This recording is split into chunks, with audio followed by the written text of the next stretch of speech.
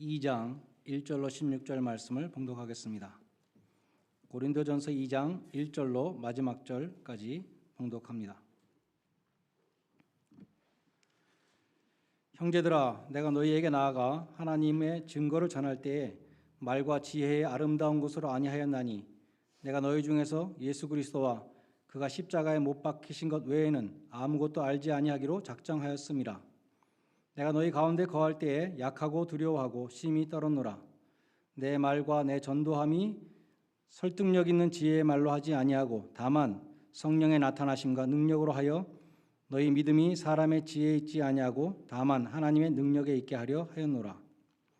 그러나 우리가 온전한 자들 중에서 지혜를 말하노니 이는 이 세상의 지혜가 아니요 또 이 세상에서 없어질 통치자들의 지혜도 아니요 오직 은밀한 가운데 있는 하나님의 지혜를 말하는 것으로서 곧 감추어졌던 것인데 하나님이 우리의 영광을 위하여 만세전에 미리 정하신 것이라. 이 지혜는 이 세대의 통치자들이 한 사람도 알지 못하였나니 만일 알았더라면 영광의 주를 십자가에 못 박지 아니하였으리라. 기록된 바 하나님이 자기를 사랑하는 자들을 위하여 예비하신 모든 것은 눈으로 보지 못하고 귀로 듣지 못하고 사람의 마음으로 생각하지도 못하였다 함과 같으니라. 오직 하나님이 성령으로 이것을 우리에게 보이셨으니 성령은 모든 것 곧 하나님의 깊은 것까지도 통달하시느니라. 사람의 일을 사람의 속에 있는 영 외에 누가 알리요? 이와 같이 하나님의 일도 하나님의 영 외에는 아무도 알지 못하느니라. 우리가 세상의 영을 받지 아니하고 오직 하나님으로부터 온 영을 받았으니 이는 우리로 하여금 하나님께서 우리에게 은혜로 주신 것들을 알게 하려 하심이라. 우리가 이것을 말하거니와 사람의 지혜가 가르친 말로 아니하고 오직 성령께서 가르치신 것으로 하니 영적인 일은 영적인 것으로 분별하느니라. 육에 속한 사람은 하나님의 성령의 일들을 받지 아니하나니 이는 그것들이 그에게는 어리석게 보이며 또 그는 그것들을 알 수도 없나니 그러한 일은 영적으로 분별되기 때문이라. 신령한 자는 모든 것을 판단하나 자기는 아무에게도 판단을 받지 아니하느니라. 누가 주의 마음을 알아서 주를 가르치겠느냐? 그러나 우리가 그리스도의 마음을 가졌느니라. 아멘.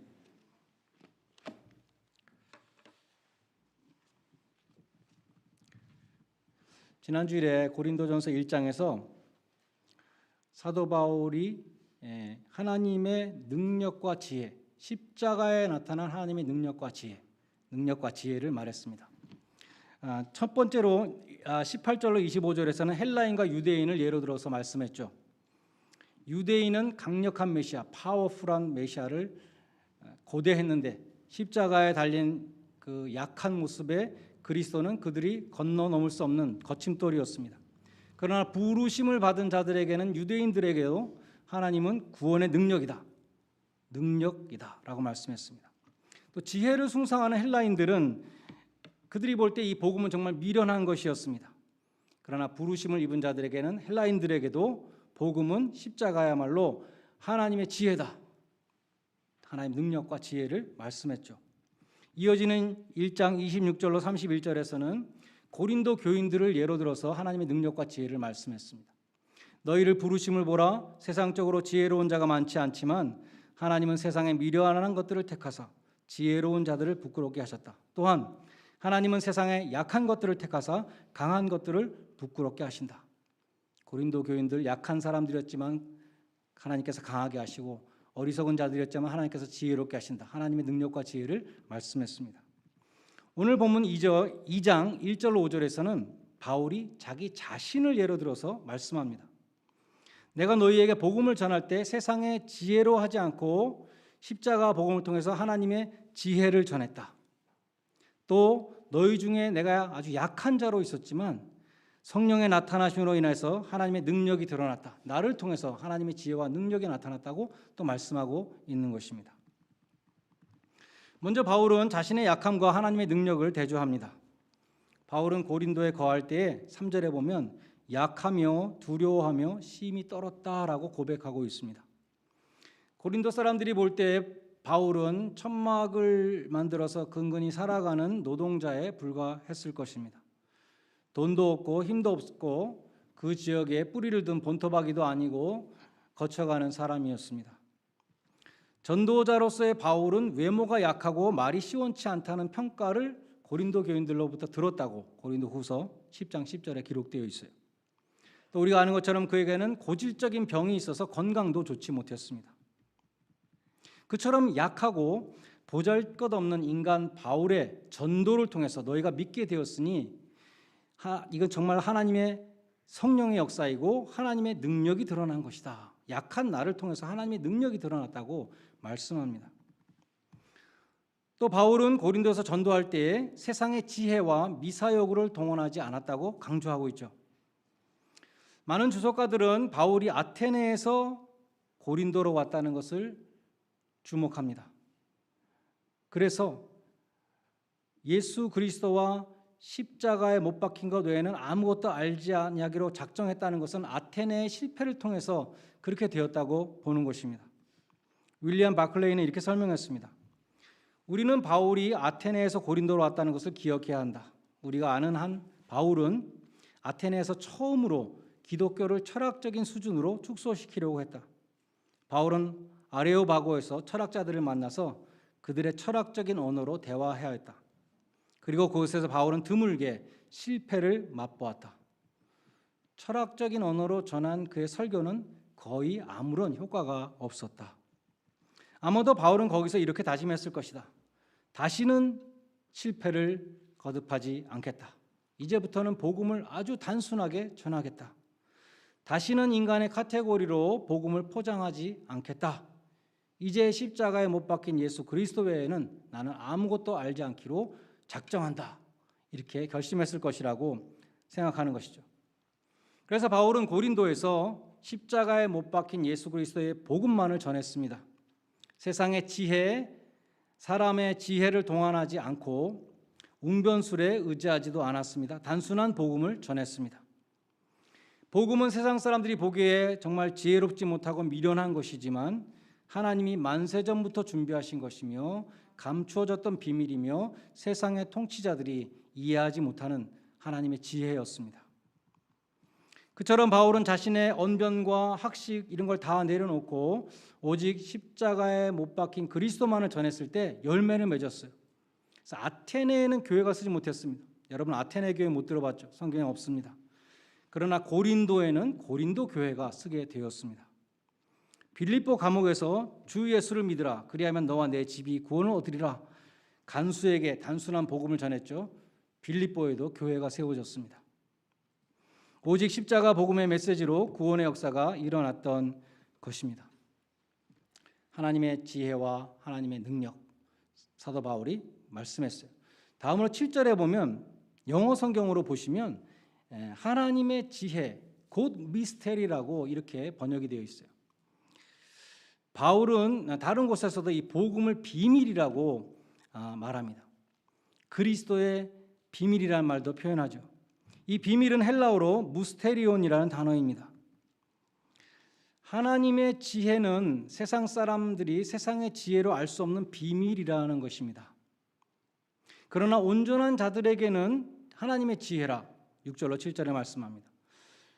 온전한 자들의 헬라어로 텔레이오이라는 단어인데 이것은 perfect라는 단어보다 mature라는 단어에 가까워요.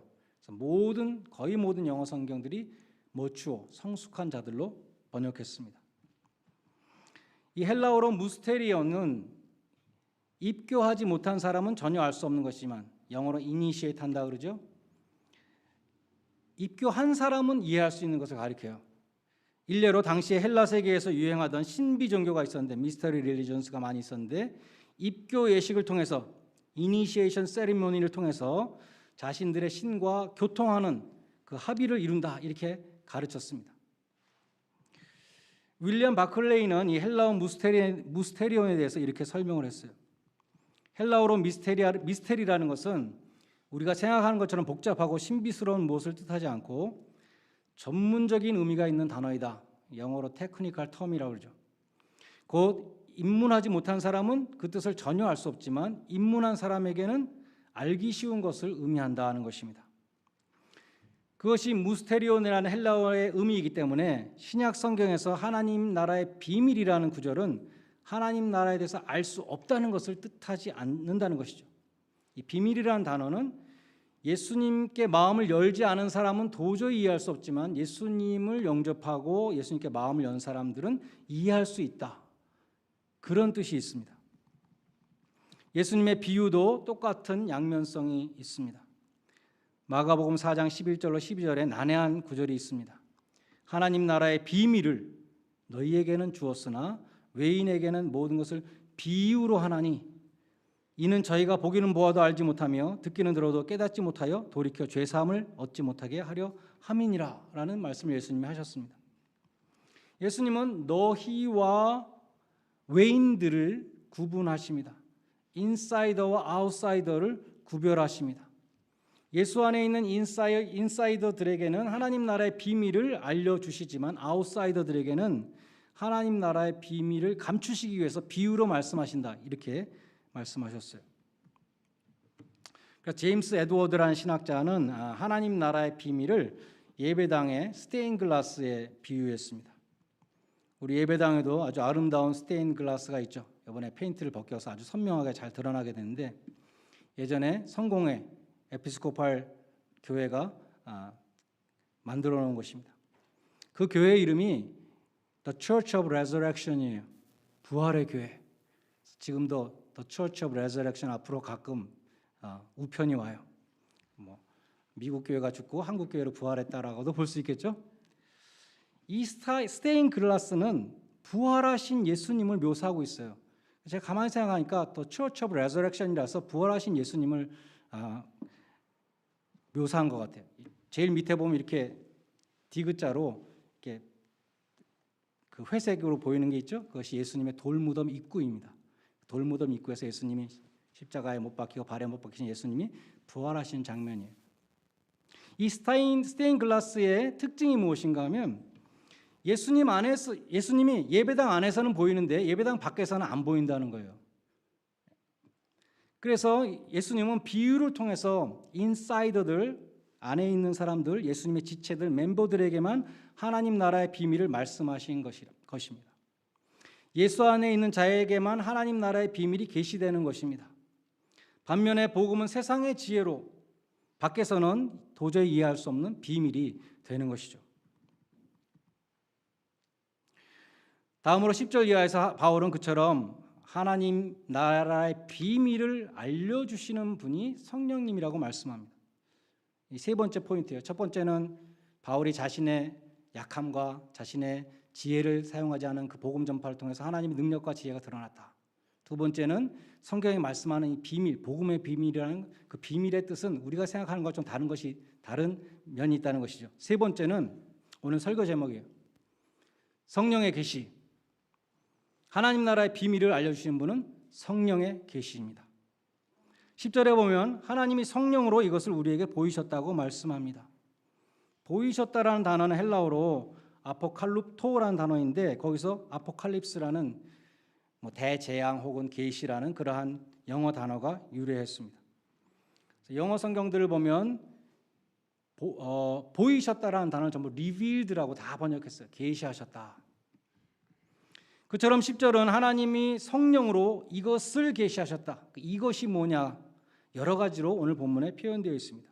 바로 앞에 9절에 보면 하나님이 자기를 사랑하는 자들을 위하여 예비하신 모든 것이 이것입니다.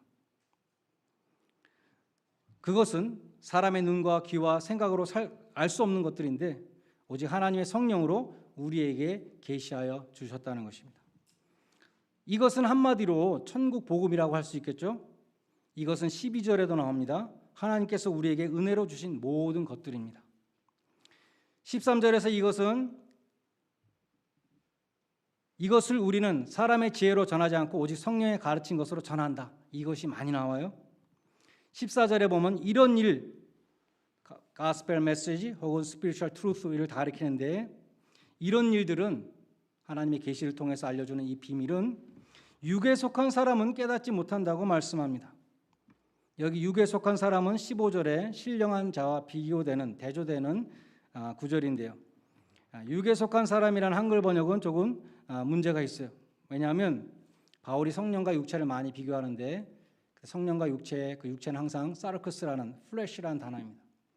근데 오늘 보면 14절에 육에 속한 사람은 헬라어로 시케라는 소울이라는 단어에서 파생된 단어예요. NIV 성경은 the person without the spirit, 성령이 없는 사람 이렇게 번역했고 킹 제임스는 the natural man이라고 그렇게 번역했습니다. 한마디로 성령을 받지 못한 사람은 성령의 일을 이해할 수 없다는 그러한 말씀입니다.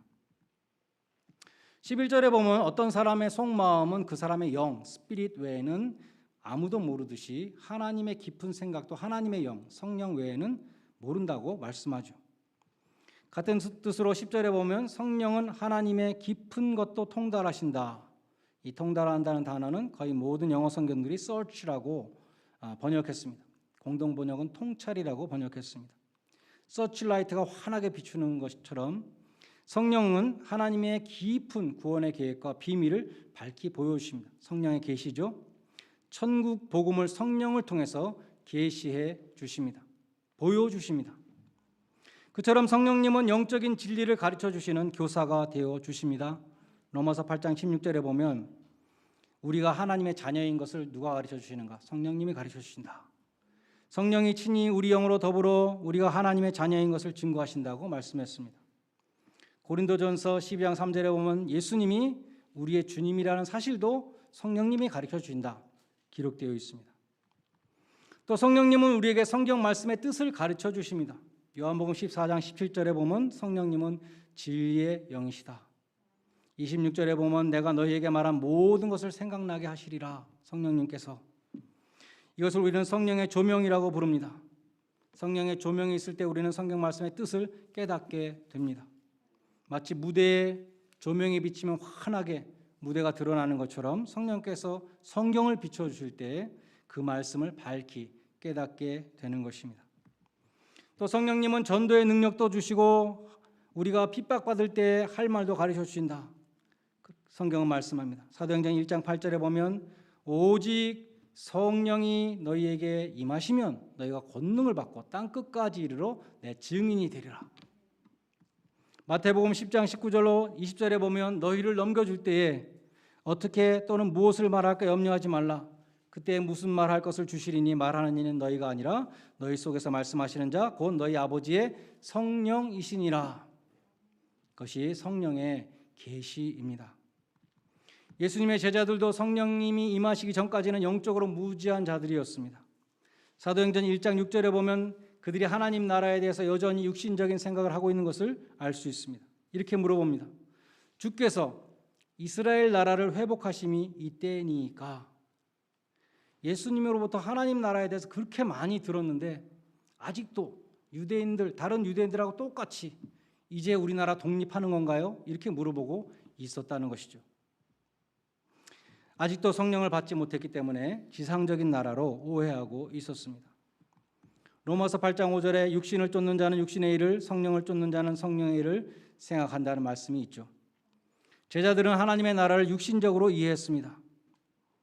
그들은 부활하신 예수님으로부터 하나님 나라에 대한 말씀을 들은 다음에도 여전히 육신적인 생각을 하고 있었다는 것입니다.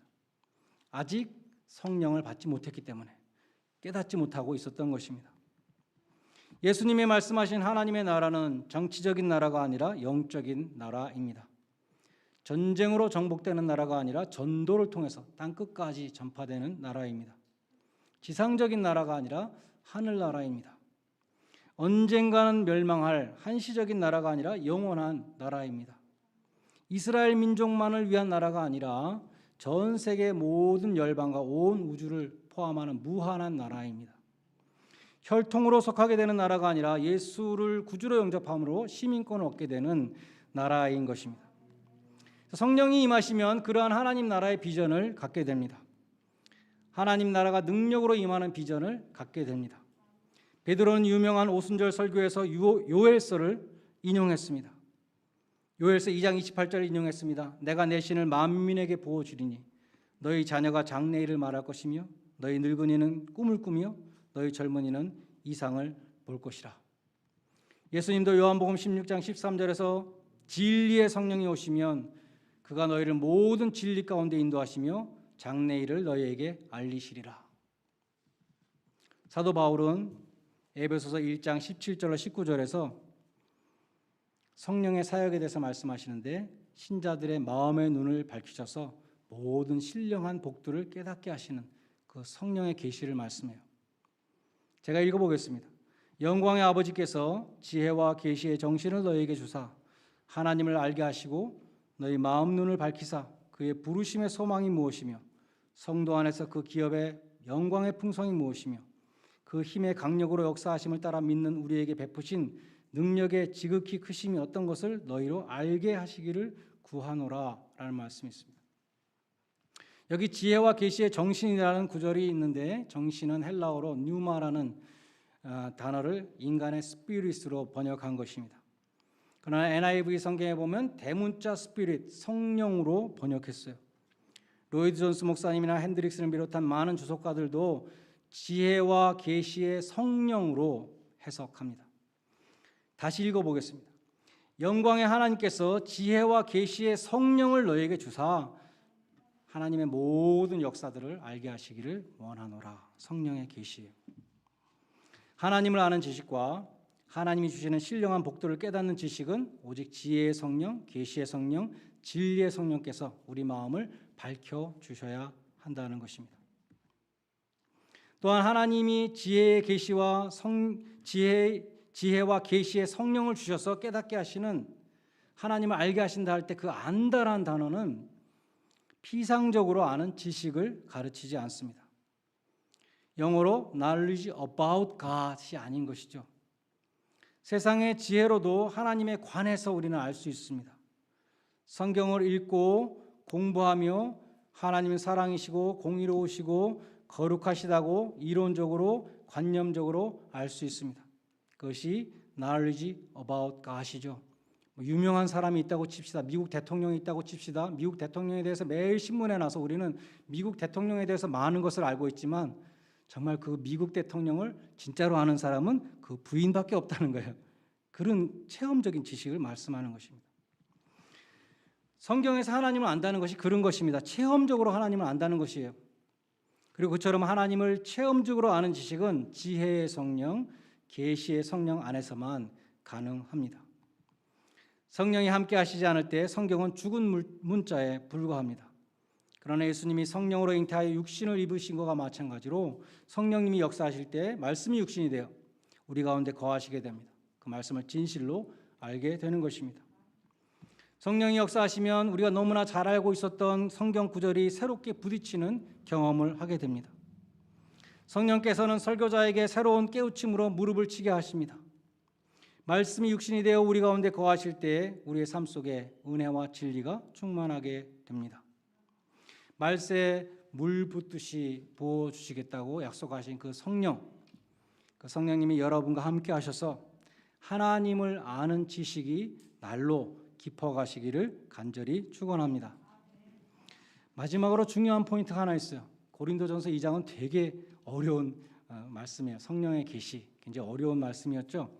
근데 성령에 대해서 고린도전서 12장 14절에서 그 은사에 대해서 많이 말씀하기 전에 2장에서 먼저 성령의 계시를 왜 말씀하는가 하는 것입니다.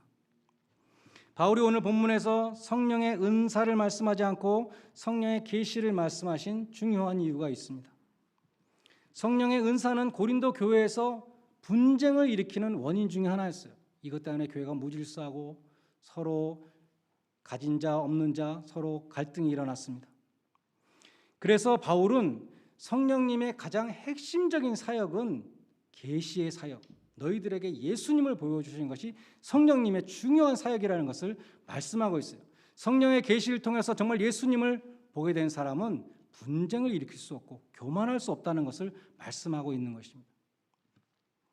그 성령의 계시는 고린도 교인들을 분쟁과 교만으로부터 돌이켜서 겸손과 화합으로 이끌게 되는 것입니다. 성령 충만한 사람은 교회에서 분쟁을 일으키지 않습니다. 성령 충만하여 그리스도의 마음을 가진 사람은 자기의 의를 드러내지 않습니다. 성령의 계시를 받은 여러분 모두가 주님의 십자가를 바라보며 겸손히 주님을 섬기고 교회의 화합을 이루는 그러한 복된 성도들 되시기를 주님의 이름으로 간절히 축원드립니다. 기도하시겠습니다. 하나님 아버지, 우리 안에 계신 성령님과 더욱 친밀한 교제를 하도록 저희가 더욱 말씀과 기도 가운데 또 묵상과 예배 가운데